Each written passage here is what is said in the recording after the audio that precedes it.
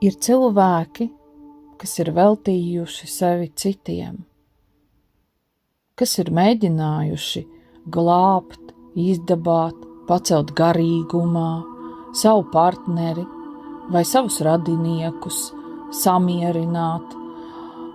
Ir cilvēki, kas ir cerējuši, ka ja es garīgi augu, tad arī attiecības ar toksiskiem vecākiem kļūs harmoniskas. Mīļie, kamēr jūs skatāties uz citiem un mēģiniet viņiem izpatikt, mēģiniet dzīvot priekš viņiem, mēģiniet viņus audzināt, mēģiniet viņiem kaut ko iestāstīt, tik ilgi jūsu dievišķā radošā enerģija aiziet ne tur. Tik ilgi jūs nevarat piedzīvot pilnīgu radošumu uzplaukumu sevī.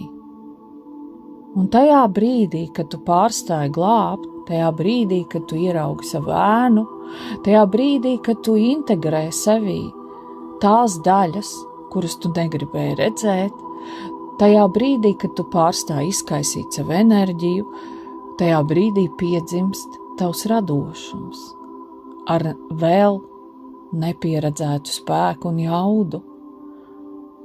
Jo, ja mēs dzīvojam, lai mainītu, ietekmētu, izpatiktu, glābtu citus, mēs savu enerģiju atdodam viņiem.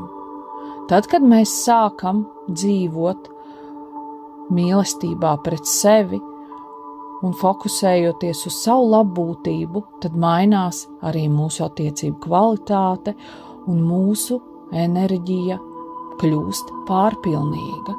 No pārpilnības mēs varam gan radīt mākslu, gan veikt dziedinošās prakses, gan rakstīt podkāstus un lekcijas, nepazaudējot sevi un savu enerģiju. Caur tevi nevar runāt dievišķais, ja tu gribi būt dievs citiem. Tad, kad tu ielaid dievišķo un sāc mīlēt sevi, tad tas var caur tevi apgaismot arī citus cilvēkus mīlestībā.